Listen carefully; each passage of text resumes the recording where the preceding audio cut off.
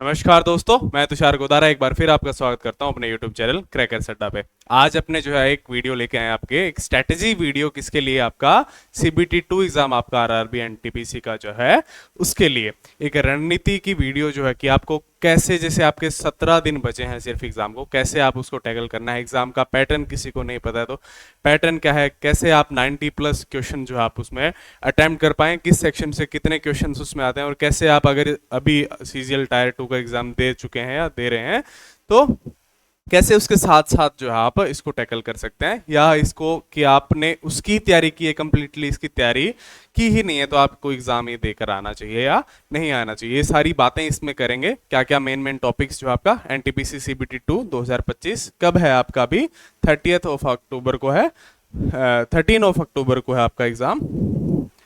13 अक्टूबर को है आपका RRB NTPC CBT 2 का एग्जाम। क्या क्या इस वीडियो में हम बात करेंगे, एग्जाम का पैटर्न क्या रहता है, हाउ टू अटेम्प्ट 90+ क्वेश्चंस, और आपका सब्जेक्ट वाइज स्ट्रेटेजी हम डिस्कस करेंगे, और कौन से आपके इंपॉर्टेंट टॉपिक्स होते हैं कि इन टॉपिक्स पर आप इस कम समय में ज्यादा ध्यान दें, क्या इन कम दिनों में आप करें जिससे आपका मैक्सिमम एग्जाम में स्कोर रहे और आपका सिलेक्शन जो आपका श्योर हो जाए, और कैसे SSC और NTPC को आप साथ में जो आप टैकल कर सकते हैं। तो चलिए स्टार्ट करते हैं सबसे पहले एग्जाम पैटर्न से। तो टाइम आपका एग्जाम का रहता है 1.5 घंटे, 90 मिनट टाइम रहता है। 50 क्वेश्चंस आपके आते हैं जनरल अवेयरनेस से, GS जिसको कहते हैं आप, 50 क्वेश्चंस आते हैं। मैथ से आप कितने 35 क्वेश्चन आते हैं, और आपका GI आपका जनरल इंटेलिजेंस या रीजनिंग जो सेक्शन है उससे भी 35 क्वेश्चन आते हैं। तो टोटल क्वेश्चंस की बात करें तो 35, 35, 70 और 50, 120 क्वेश्चन जो आपके इसमें आते हैं। और नेगेटिव मार्किंग क्या रहती है आपका? 1/3 इसमें नेगेटिव मार्किंग रहती है। तो सबसे ज्यादा इसका ध्यान रखना है कि आप रीजनिंग के अंदर और मैथ्स में जिन क्वेश्चन पर श्योर ना हो उनको बिल्कुल भी अटेम्प्ट ना करें, और GS के अंदर जिसमें आप 50-50 हो उसको जरूर अटेम्प्ट आप करें। और इसमें भी क्योंकि नेगेटिव मार्किंग SSC में रहती है आपकी 1/4, और आपका RRB NTPC के अंदर रहती है जो आपकी 1/3 जो है नेगेटिव मार्किंग रहती है। और आपका क्वेश्चंस जो है आपका जैसे SSC के अंदर आते हैं, पहले मैथ्स का सेक्शन, फिर इंग्लिश का, फिर रीजनिंग का, कि सारे सेक्शन आपका अलग अलग रहते हैं। तो जिस सेक्शन को आप पहले अटेम्प्ट करना चाहते हैं उसको अटेम्प्ट आप कर सकते हैं। लेकिन इसके पैटर्न में क्या रहता है, जैसे 3 क्वेश्चन मैथ के आगे, फिर 3 क्वेश्चन आपके रीजनिंग के आगे, फिर 3 क्वेश्चन GS के आगे, ऐसे मिक्स क्वेश्चन जो है आपके इसके अंदर रहते हैं। तो इसका भी आप विशेष कर ध्यान दें। ये ना कि 3 क्वेश्चन आपने अटेम्प्ट किया आपको पता ना हो और बाद में आपके सामने जो आपके दूसरे सब्जेक्ट के क्वेश्चन आ गए तो आप हो जाए कि एक खत्म हो गया। नहीं, इसमें क्वेश्चन जो है उनका स्ट्रक्चर जो है आपका मिक्स होता है, सेक्शनल क्वेश्चन इसके अंदर नहीं होते। तो आपने बात करते हैं अब अपनी मेन स्ट्रेटेजी की कि 90+ क्वेश्चन को अटेम्प्ट कैसे करें, किस सब्जेक्ट पर ज्यादा ध्यान दें कि उसमें मैक्सिमम अटेम्प्ट आप कर पाए, और किस पे जो है कि आप नेगेटिव मार्किंग का रिस्क आप ना लें। तो बात करें पहले किसकी? मैथ्स की। कितने मार्क्स की है? 35 मार्क्स की। तो इसमें हमें टारगेट लेके चलना है क्योंकि ये ही है जो अपना मेन स्कोरिंग जो आपका इसके अंदर मैथ्स और रीजनिंग रहते हैं। GS के अंदर हमारा जो आपका चैनल आपके साथ ज्यादा से ज्यादा काम करने की कोशिश करेगा कि आप जो उसमें नंबर ऑफ क्वेश्चन जो है ज्यादा अटेम्प्ट कर पाए, मार्क्स को आप बढ़ा पाए। मैथ्स के अंदर जो आपका 35 मार्क्स है, 32 से 33 मार्क्स आपको टारगेट लेकर चलना है। 32 से 33 क्वेश्चन अटेम्प्ट 100% जो आपका एक्यूरेसी के साथ उनको अटेम्प्ट आपको करना है। रीजनिंग के अंदर भी 35 मार्क्स के, उसमें भी 32 से 33 क्वेश्चन का आपको टारगेट लेकर चलना है। मान लीजिए 32 से 33, 32 से 33 दोनों मिलाकर जो आपने 65 क्वेश्चन इसके अंदर जो आपका राइट कर दिए। तो अब GS के अंदर कितने क्वेश्चन है? 50 आपका। तो इसमें कम से कम आपको हाफ टारगेट लेके चलना है कि आपको 25 जो आपके अटेम्प्ट करने ही करने हैं। इसको बढ़ाने का 25 से करने का काम हम करेंगे आपके साथ। जैसे आपका स्टैटिक का सेक्शन आता है, स्पोर्ट्स का सेक्शन आता है, आपके अवार्ड्स का सेक्शन आता है आपका जो है, उसकी वीडियोस हमने पहले ही डाल दी है SSC CGL टायर 2 के लिए, उसको भी आप देख सकते हैं। और आगे वीडियोस आपका PYQs SSC का, GS का जो आपका, और NTPC RRB का जो आपकी संभावना है इसके अंदर आने की, उसको भी हम आपके साथ लेकर आएंगे कि इसको 25 से और ज्यादा 30-35 तक लेके जाएं। 25 से ही आपका 90+ का स्कोर तो आपका अचीव हो जाएगा, लेकिन इसको और ज्यादा बढ़ा देंगे तो आपका उतनी ही ज्यादा सिलेक्शन की श्योरिटी हो जाएगी। ये हर जो आपका कैटेगरी को लेकर हम आपको टारगेट को अचीव कर रहे हैं कि आपका कि कोई आपका SC ST से कहे कि मैं तो 80+ लाकर ही सिलेक्शन ले जाऊंगा, लेकिन आप सभी कैटेगरीज को 90+ स्कोर ला करके आप सिलेक्शन की श्योरिटी आप ले जाएं, उस टारगेट को हम लेकर चलेंगे। अब बात करते हैं सब्जेक्ट वाइज स्ट्रेटेजी की। तो सबसे पहले मैथ्स के टॉपिक्स की बात करें, चैप्टर्स की बात करें तो percentage, ratio, mixture, average, profit and loss, SI and CI, time and work, time speed distance, simplification, number system, algebra, trigonometry, geometry, mensuration और डाटा इंटरप्रिटेशन जो आपका, और स्टैटिक्स जो आपका, मेन, मीडियम और मोड जो आपका, ये आपके टॉपिक्स इसके रहेंगे। इसका जो है किसी को भी बेसिक क्लियर नहीं है, बाई चांस कोई टॉपिक किसी का छूट चुका है तो सबसे पहले आप उसका बेसिक क्लियर कर लें, बाद में अपने स्टेप वाइज जो है आपका स्टेज वाइज की, आप अगर बिल्कुल ही बिगिनर हैं तो इसके अंदर आपको सबसे पहले क्या है, आपके जो है नोट्स पहले कोचिंग ले चुके हैं किसी ना किसी की, तो उस नोट्स को जो आपका एक चैप्टर को कुछ ही घंटों में, 1 से 2 घंटों के अंदर पूरे चैप्टर्स को रिवाइज कर दें। फिर उसी चैप्टर्स के जो आपका सेम चैप्टर के पीवाईक्यू लगाएं और 100 क्वेश्चन जो आपका एक चैप्टर से लेटेस्ट जो है आप उसको सॉल्व कर लें उस चैप्टर के, तो आपका लगभग कि वो चैप्टर क्लियर हो जाएगा। बात करें सेकंड स्टेज की, तो आप उसमें सेक्शन मॉक देख सकते हैं, नोट्स वगैरह पढ़ने की जरूरत नहीं है आपको, अगर आपने पहले पढ़ चुके हैं, सारे टॉपिक्स आपके क्लियर हैं तो। और बाद में उसके पीवाईक्यू, प्रीवियस ईयर क्वेश्चन जो आपका लगभग जो आपका 2021 वाले, और उसके बाद पहले वाले जो आप इससे रिलेटेड देख सकते हैं। और वीक चैप्टर से आपने सेक्शनल मॉक दिए और आपको लगा कि ये चैप्टर से क्वेश्चन आप अटेम्प्ट नहीं कर पा रहे हैं, तो उस वीक चैप्टर को आप दोबारा जो आपका नोट से रिवाइज करें और उसके बाद में जो आपका नेक्स्ट सब्जेक्ट पर आप बढ़ते हैं। रीजनिंग में एनालिटिकल रीजनिंग, और आपका फ्री क्लासेस इसकी यूट्यूब से मिल जाएंगी, इनकी कहीं से भी। इन टॉपिक्स का अगर किसी का बेसिक क्लियर नहीं है तो आप सबसे पहले फर्स्ट स्टेज अपनी यही आती है कि उनका बेसिक क्लियर कर लें। इनमें टॉपिक्स आप देख लें, statement and assumption, statement and conclusion, course of effect, course of action और डाटा सफिशिएंसी, ब्लड रिलेशन है, डिस्टेंस है, और आपका इसमें जो आपका ये टफ टॉपिक्स आते हैं, ये आपके ओड वन आउट हो गया, एनालॉजी हो गया, मिसिंग नंबर हो गया, नंबर अल्फाबेट सीरीज हो गया, और कोडिंग डिकोडिंग है, जिससे क्वेश्चन आपके आते ही आते हैं।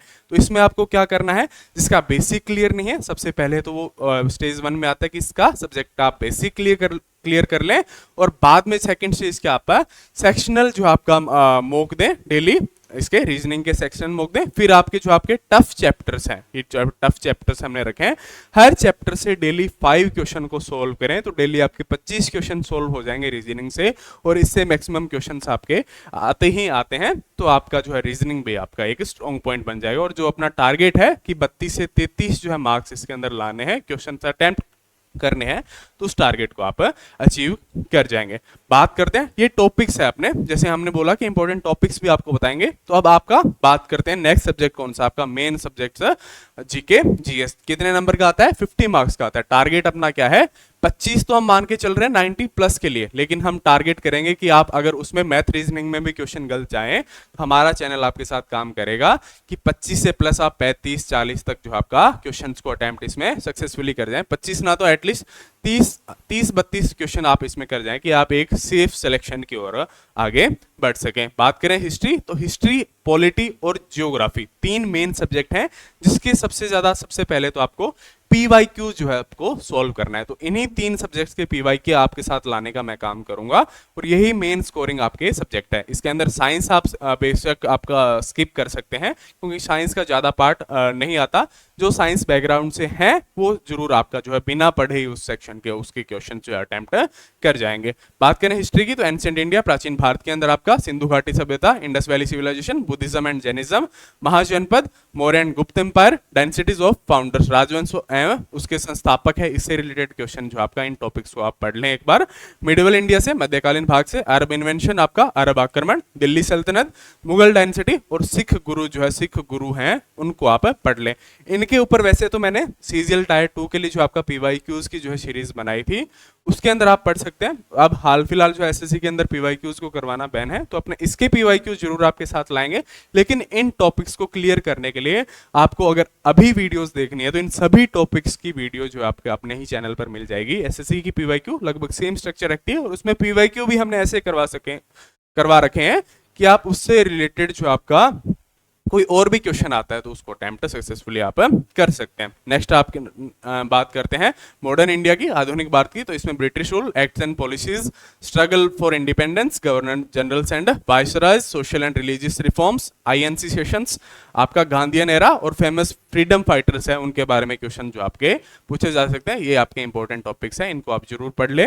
अदर इंपॉर्टेंट टॉपिक्स, अन्य महत्वपूर्ण विषय इसमें कौन कौन से आते हैं, बुक्स एंड ऑथर्स, और वार्स एंड ट्रेटिस जो है, युद्ध और संधि है, वो भी एक इंपॉर्टेंट इंपॉर्टेंट टॉपिक्स आपके मॉडर्न इंडिया के सेक्शन के अंदर बनते हैं। नेक्स्ट आपका पॉलिटी, राजनीति शास्त्र, कॉन्स्टिट्यूशन मेकिंग एंड श्योरेज, संविधान निर्माण में स्रोत, articles, part, schedules and amendments, अनुच्छेद, भाग, अनुसूचियां में संशोधन, और आपका रिट जो है, रिट्स हैं उनको, important government position and organization, brief theory and age, minimum and retirement, महत्वपूर्ण सरकारी पद में संगठन, संक्षिप्त जानकारी व आयु, न्यूनतम अवकाश जो आपका, न्यूनतम एज इस सेक्शन की इतनी होती है, इसमें इतने एज तक जॉब कर सकते हैं, न्यूनतम आयु ये है, अधिकतम आयु ये है कि इससे आपको रिटायरमेंट लेनी है। तो ऐसे क्वेश्चन जो आपके पॉलिटी से बनते हैं। तो पॉलिटी का आपको अगर आपने कुछ भी नहीं पढ़ा है तो इन टॉपिक्स को एक बार इनके पीवाईक्यूज हम भी आपके साथ लेकर आएंगे, आप भी अगर कहीं से पढ़ना चाहें तो इनको आप पढ़ सकते हैं। ज्योग्राफी से बात करें तो सोलर सिस्टम है, इंडियन ड्रेनेज सिस्टम है, कॉन्टिनेंट्स एंड ओशंस है, लेक्स, पासेस, माउंटेन्स है, और आपका भौगोलिक क्षेत्र से डिविजन्स ऑफ इंडिया है, और आपका नेबरिंग कंट्रीज है, पड़ोसी देश को आपका सेंसस है, जनगणना से एक बार हर बार क्वेश्चन आता ही आता है।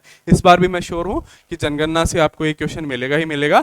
नेशनल पार्क है, बायोस्फीयर रिजर्व है, टाइगर रिजर्व है, इन पर भी मैंने क्लास अपने चैनल पे डाली हुई है। नेशनल पार्क्स को आप दे सकते हैं, बायोस्फीयर, टाइगर रिजर्व भी जो है कि कितने टाइगर रिजर्व है, कौन सा सबसे बड़ा है, कौन सा सबसे, टाइगर की संख्या कौन से स्टेट के अंदर सबसे ज्यादा है, तो ऐसे क्वेश्चन भी पूछे जाने की संभावना इसके अंदर रहती है।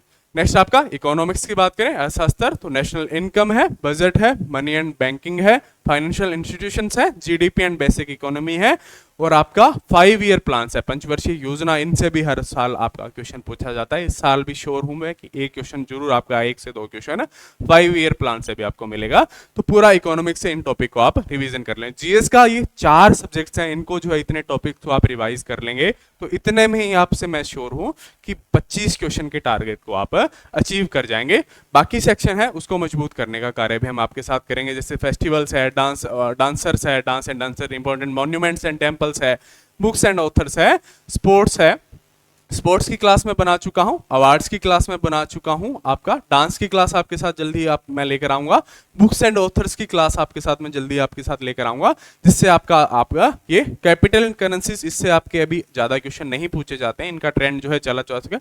अपॉइंटमेंट्स की क्लास आपके साथ डाल चुका हूं, स्पोर्ट्स की डाल चुका हूं, अवार्ड्स की आ चुकी है, गवर्नमेंट स्कीम्स की क्लास आपके साथ जो है इस चैनल पर मैं शेयर कर चुका हूं, तो इसको आप देख सकते हैं। बाकी जो है नहीं आई है उनको जो आप जल्दी आपको इस चैनल पे क्लास मिल जाएगी कि इस पार्ट को भी आप मजबूत कर आपके जो है आपका CBT 2 को क्लियर आप कर पाए। जीएस फर्स्ट इज आपकी क्या है, रीड थ्योरी, जो आपका कमजोर टॉपिक है, ये मैंने टॉपिक्स बताए हैं, इसमें से जो आपको वीक लगता है सबसे पहले तो उसकी थ्योरी पढ़ ले, ज्यादा टाइम उस पर ना दे, आधे घंटा एक टॉपिक को, और उसके बाद में उसके पीवाईक्यू कर लें, थ्योरी से आपकी पीवाईक्यूज क्लियर हो जाएंगे, और पीवाईक्यू से रिलेटेड जो आपकी थ्योरी है उसको भी एक बार पढ़ लें। जैसे बुक्स होती हैं हर में, उसमें नीचे जो आपकी उसकी थ्योरी थोड़ी सीधी रहती है पीवाईक्यू के बाद में, तो आप उसको पढ़ लें। और पीवाईक्यू ज्योग्राफी हिस्ट्री के आपको मस्ट करने हैं, ज्योग्राफी हिस्ट्री, और आपका एक और मैं ऐड कर दूं पॉलिटी, उसको जो आपका मस्ट जो है आपका पीवाईक्यू उसके करने ही करना है, क्योंकि मैक्सिमम क्वेश्चन जो आपका इन 3 सब्जेक्ट से ही रहते हैं, और स्टैटिक के पार्ट जो आपको मैंने टॉपिक्स बताए हैं उनको करना है। ये तो आपकी हो गई सब्जेक्ट वाइज स्ट्रेटेजी, और आपको जो है इन सब स्टेज को पार कर चुका है। अब जो है इन दिनों में आप खड़े हैं कि मैं जैसे आपने सीजल टायर 2 की अच्छे से तैयारी की, तो इसमें कुछ भी उससे अलग नहीं है कि आपको अलग से कुछ पढ़ना पड़ेगा, उल्टा इंग्लिश कम ही आपको पढ़नी है। तो आपको अब क्या करना है, आपको डेली जो है फुल मॉक लगाना है। CBT 2 जो आपका 2021 है उसके जो है आपका लगाना है, सिर्फ मॉक नहीं लगाना है कि आपके इतने मार्क्स आ गए उसको छोड़ दिया। जैसे बच्चों का क्वेश्चन रहता है कि हर बार कि मार्क्स को इंक्रीज कैसे करें, तो उसके लिए जो है सबसे ज्यादा जरूरी काम क्या करता है, आपका एनालिसिस काम करता है। उसको आपका एनालाइज आपको मॉक जो है आपको जरूर करना है। कैसे करना है कि आपने जो क्वेश्चन जो है सबसे पहले तो अटेम्प्ट नहीं किया ना, अटेम्प्टेड क्वेश्चन है, उनका रीजन देखना है आपको कि क्यों उनको आप अटेम्प्ट नहीं कर पाए। बाद में कोशिश करनी है जो चैप्टर से आप अटेम्प्ट नहीं कर पाए उनको रिवाइज कर लें। सेकंड, आपका जो क्वेश्चन आपने रॉन्ग कर लिए उनको जो आपको देखना है कि क्यों ये आपसे गलत हुआ है। थर्ड, आपका कि जिन क्वेश्चन में, जैसे हम टेक्स्ट बुक पे मान लो मॉक देते हैं, तो उसमें साइड में लिखा रहता है कि इस मॉक में अंदर इस क्वेश्चन को एवरेज बच्चों ने 1 मिनट का टाइम लिया, मान लो आपने उसमें 4 से 5 मिनट ली, तो क्यों आपको, जैसे मैथ का क्वेश्चन है, क्यों आपने उसमें इतना टाइम वेस्ट किया। तो फिर आपको उस पर काम करना है, उस चैप्टर को रिवाइज करना है, उसके क्वेश्चन ज्यादा से ज्यादा सोल्व करने हैं कि आपकी उस टाइम टेकिंग प्रोसेस को भी आप कम कर पाए, टाइम टेकन। और सिली मिस्टेक, कहीं भी आप सिली मिस्टेक्स करते हैं, जैसे आपका N2 में मल्टीप्लिकेशन में आपका प्लस माइनस के अंदर कहीं भी आप सिली मिस्टेक्स आप करते हैं तो उसको कम से कम करना है। कि अगर आप ज़्यादा स्पीड से करने की ट्राई करते हैं, इसमें टाइम कम आपका नहीं पड़ता क्योंकि 90 मिनट्स आपके पास होती है, 120 क्वेश्चन होता है, तो टाइम की कहीं भी कमी आपके पास नहीं रहती। तो आप ज़्यादा स्पीड में क्वेश्चन को अटेम्प्ट करने की कोशिश करते हुए सिली मिस्टेक्स ना करें, क्योंकि आपका अगर 1/3 आपकी नेगेटिव मार्किंग है तो वो आपके लिए जो है नुकसानदायक होगी। तो आप कामली क्वेश्चंस को अटेम्प्ट करें, टाइम की कमी इसके अंदर आपकी नहीं रहती। और मेनली आपका यही है कि नेगेटिव मार्किंग ना करें। एसएससी प्लस एनटीपीसी की बात करें, आपका वैसे सीजीएल टायर 2 तो लगभग आपका ये मान लो किसी का बचा है तो बचा है, वरना सबके जो आपका एग्जाम अब 2 दिन है उनके हो ही जाएंगे। तो बात करें कि अगर आपने एनटीपीसी या सीबीटी 2 की तैयारी की ही ना हो और आपका सीजीएल टायर 2 की तैयारी कर रहे हैं, लेकिन आपका ऐसे ही आप प्री दिया थे इसका एनटीपीसी का, वो क्लियर हो गया, तो आप ऐसे ही अब इसके बार भी इसका सीबीटी 2 भी जरूर देकर आए, क्योंकि एसएससी के अंदर जो स्थितियां अभी चल रही है, पता नहीं आगे एग्जाम कैंसिल हो जाए। पॉजिटिव रहते हैं वैसे कि अच्छा ही होगा, सबको न्याय मिलेगा, सबके क्वेश्चन जो आपका उसका हक रखते हैं उसी का सिलेक्शन होगा। लेकिन फिर भी आप इस सीबीटी 2 को, क्योंकि इसके अंदर भी अच्छी अच्छी पोस्ट हैं आपको, आप उसका भी सपना आप देखते होंगे, तो इस एग्जाम को भी आप जरूर देकर आए। जो सीजीएल की भी एसएससी की भी तैयारी जिन्होंने की है और नहीं भी करी है, जिनका क्लियर हो गया है, वो भी इस एग्जाम को जरूर देंगे, क्योंकि कुछ ना कुछ ये हमारे लिए पॉजिटिव ही लेकर आएगा। तो यही कहूंगा लास्ट में कि आप सभी को बेस्ट ऑफ लक इस एग्जाम के लिए। हमारा चैनल इसको जरूर आप सब्सक्राइब करें, देखते रहें, क्योंकि इसको जो स्ट्रॉन्ग इसमें आपको और स्ट्रॉन्ग करने के लिए जीएस को हम जरूर आपके साथ अभी लेटेस्ट क्लासेस लाएंगे, और आपका कुछ क्लासेस आपके साथ हम शेयर कर भी चुके हैं जो इसमें आपकी हेल्पफुल रहेगी। Thank you, best of luck.